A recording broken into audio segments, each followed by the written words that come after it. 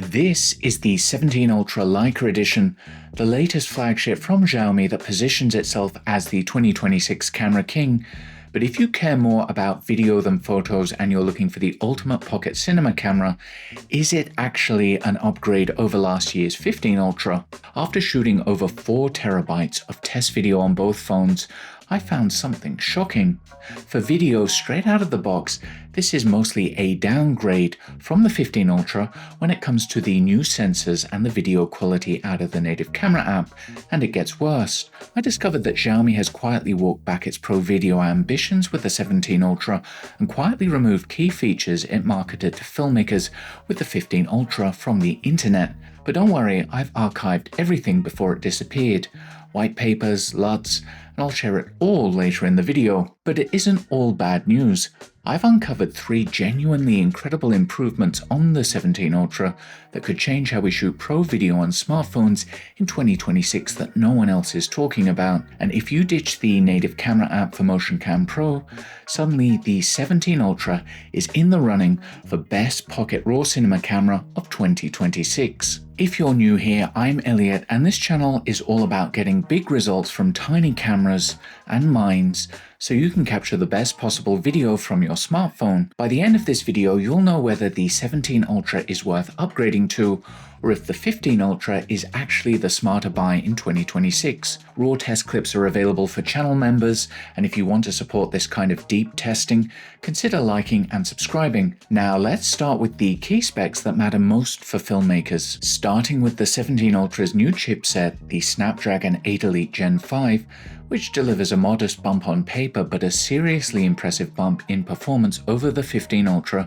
when it comes to video capture, and I'll have much more to say on this when we get to the performance testing later in the video. The 17 Ultra also gets improved cooling thanks to the new dual-path self-driven ring cold pump, which Xiaomi claims improves thermal conductivity by 50% compared to the 15 Ultra, and this is indeed impressive, and we'll have more on that in a moment. All the rear sensors on the 17 Ultra have been upgraded with the brand new 1-inch OmniVision sensor with DCG and LOFIC taking center stage and replacing the 1-inch Sony LYT900 on the 15 Ultra. And the 3x and 4x dedicated tele lenses on the 15 Ultra have been replaced with a single 78 to 100mm periscope zoom lens on the 17U, but there is one serious problem with it that we'll talk about in just a minute. There's also the zoom ring on the Leica Edition, cool hardware but locked to Xiaomi's camera app only, with no support in apps like Blackmagic Camera or MotionCam Pro,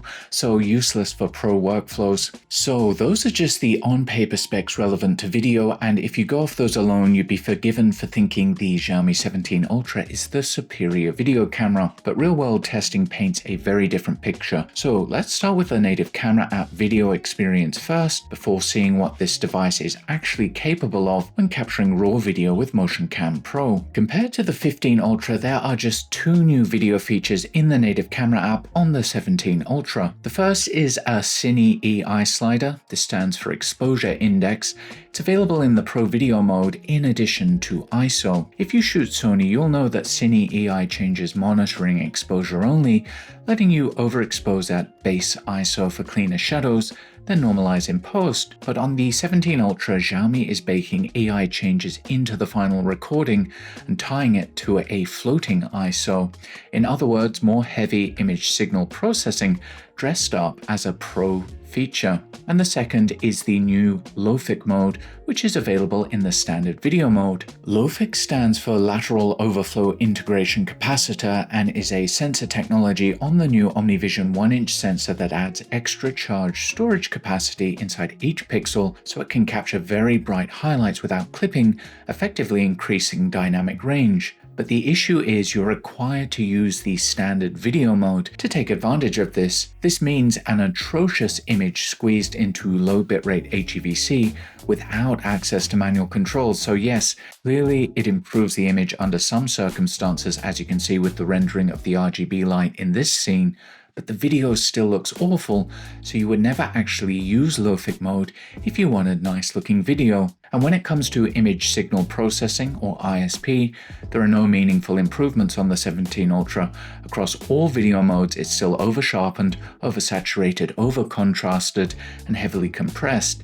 The image looks genuinely ugly out of the box. Like the 15 Ultra, the 17 Ultra is still missing basic 24 and 25 FPS options. You only get 30, 60, and 120 FPS, even in Pro Video mode. Xiaomi Log in Pro Video mode is significantly worse on the 17 Ultra than the 15. The 17 Ultra has a strong yellow-red bias and does not render colors accurately.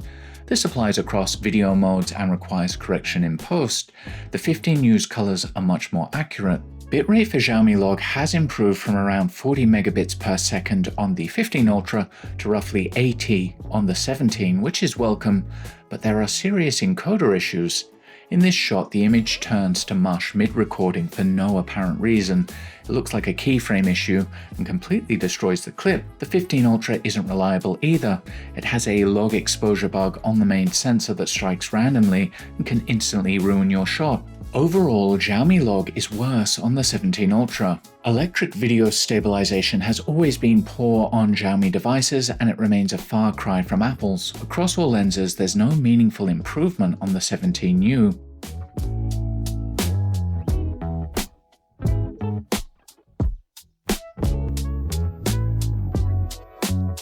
.8K video quality is unusable on both devices. The 15 Ultra is bad and the 17 Ultra may be even worse. If this is due to the new OmniVision sensor or worse ISP, I guess the latter. Either way, this is marketing 8K, not production-ready 8K. Avoid it. Movie mode, Xiaomi's version of cinematic mode, is also worse on the 17 Ultra. Both are limited to 1080p, the depth masks are awful, and the 17 Ultra applies even more aggressive sharpening than the 15, completely ruining the image. Xiaomi seems to have given up on this feature entirely. If you want cinematic mode, buy an iPhone. So, in the native Xiaomi camera app, the 17 Ultra is worse overall than the 15 Ultra, and that's quite an achievement because the 15 Ultra is already unusable for professional video. Samsung, Vivo, and Apple all beat Xiaomi here. But if you've watched this channel before, you already know the fix. If you want pro video from an Android, you bypass the native ISP and shoot RAW instead. And the best way to do that is with MotionCam Pro. If you're new to MotionCam Pro, it does something truly amazing. By tapping directly into the RAW sensor stream, it bypasses Xiaomi's ISP entirely and records in MC RAW, which then can be converted into Cinema DNG for true RAW video on mobile. RAW means you can transform into any color space or log curve you want. Apple Log, Samsung Log, Sony Log, even Arri Log C, and unlike Xiaomi's native app, you get full manual controls and 24 and 25 frames per second. This is why MotionCam Pro is the best way to see what a device is really capable of. So let's talk about the new sensors on the 17 Ultra. Do they offer drastically better video quality? You tell me. Can you clearly see which clips are from the 15 Ultra and which are from the 17 Ultra using the 1-inch main sensor?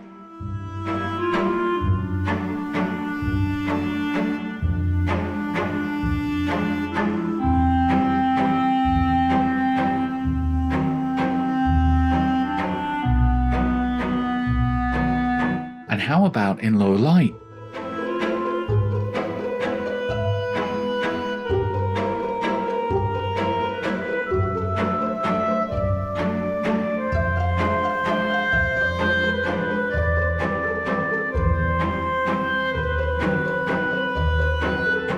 Or on the ultra wide?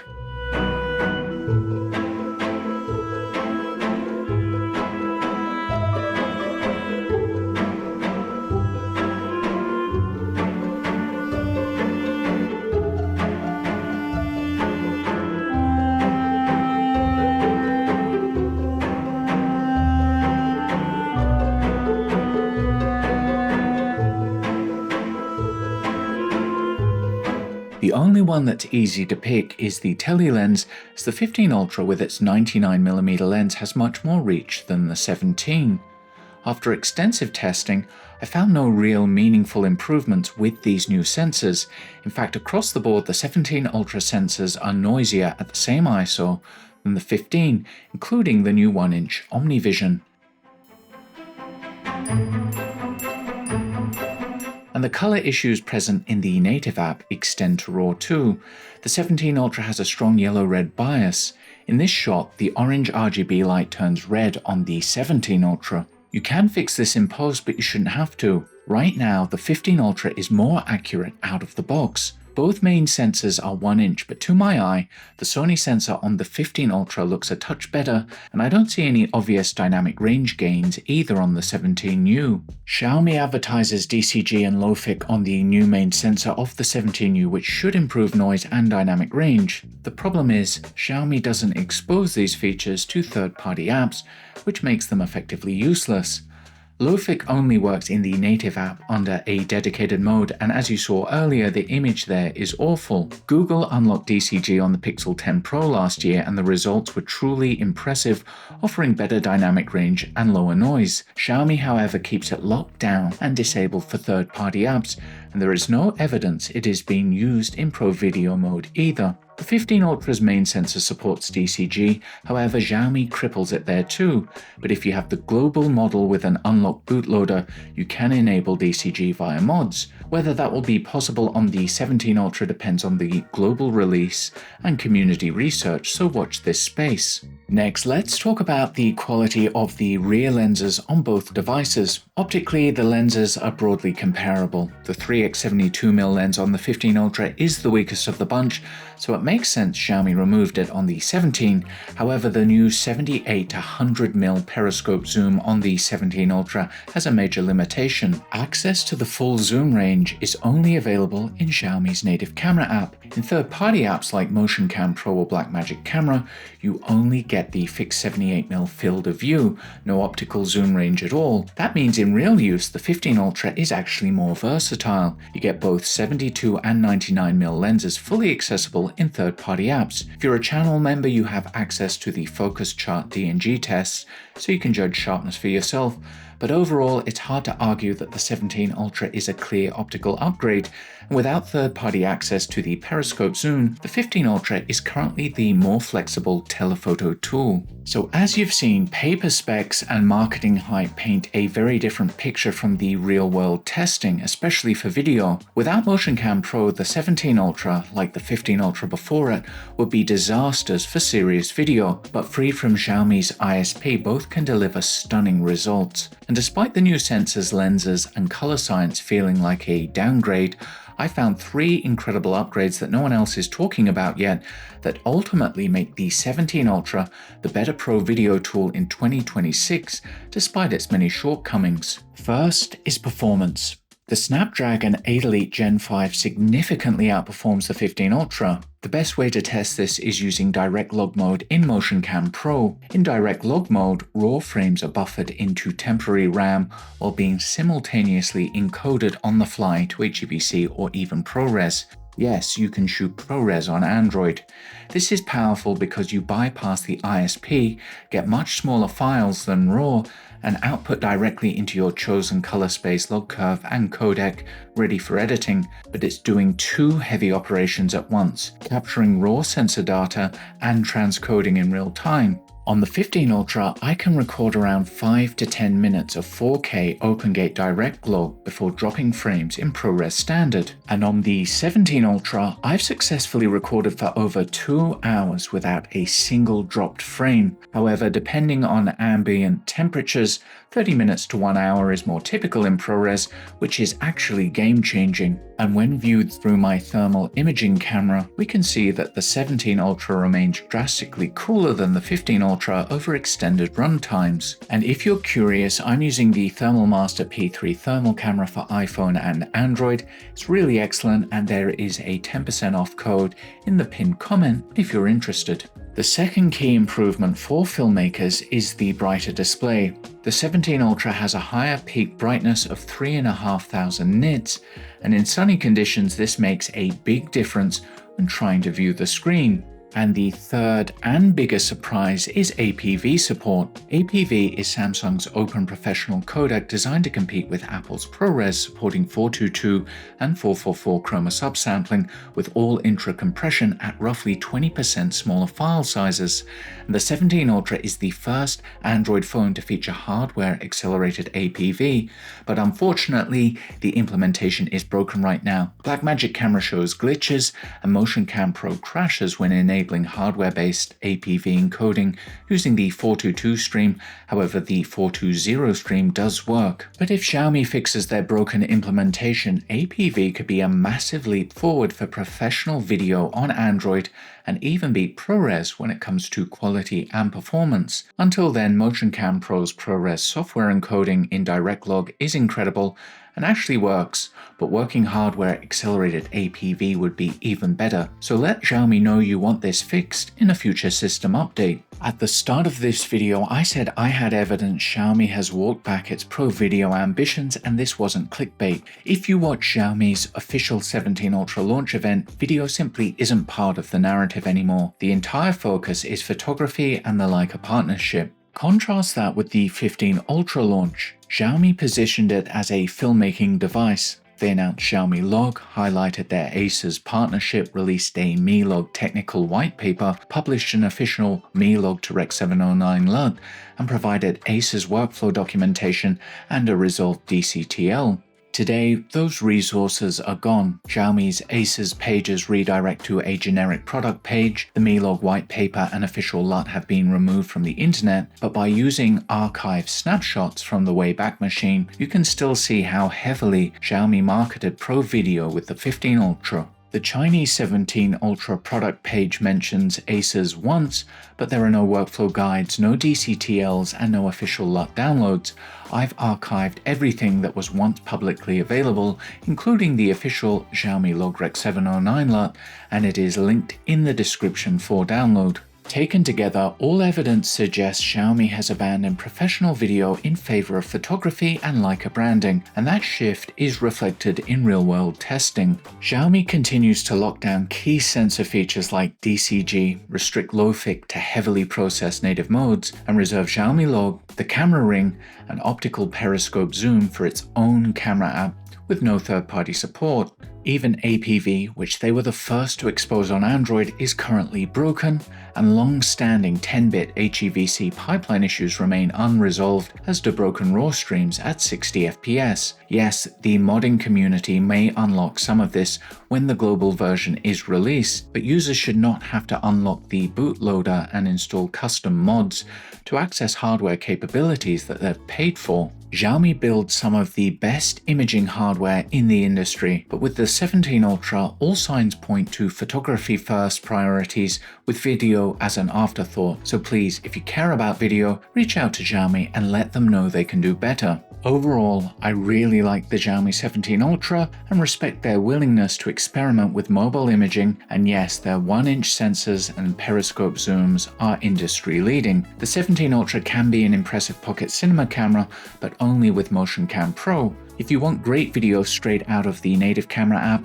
Samsung, Apple, and Vivo are simply better choices. Would I recommend it over the 15 Ultra? It depends. If you need extended record times and direct log performance, absolutely. The sustained performance gains on the 17 Ultra are genuinely impressive, and if Xiaomi ever fixes the APV codec, that's another strong reason to choose it. But if you need DCG via root or a true 100mm tele lens accessible in third-party apps, the 15 Ultra global version still wins, at least until the 17 Ultra global edition is available. Personally, I'd grudgingly choose the 17 Ultra because sustained performance matters to me more than the tele-reach, lower noise, or unlocked DCG, but these are features the 17 Ultra should have shipped with. OEMs like Xiaomi need to stop kneecapping their hardware. Ultimately, both phones have incredible sensors that can deliver premium video if you bypass Xiaomi's ISP and shoot with MotionCam Pro. Let me know what you think in the comments, and let me know if you have any questions.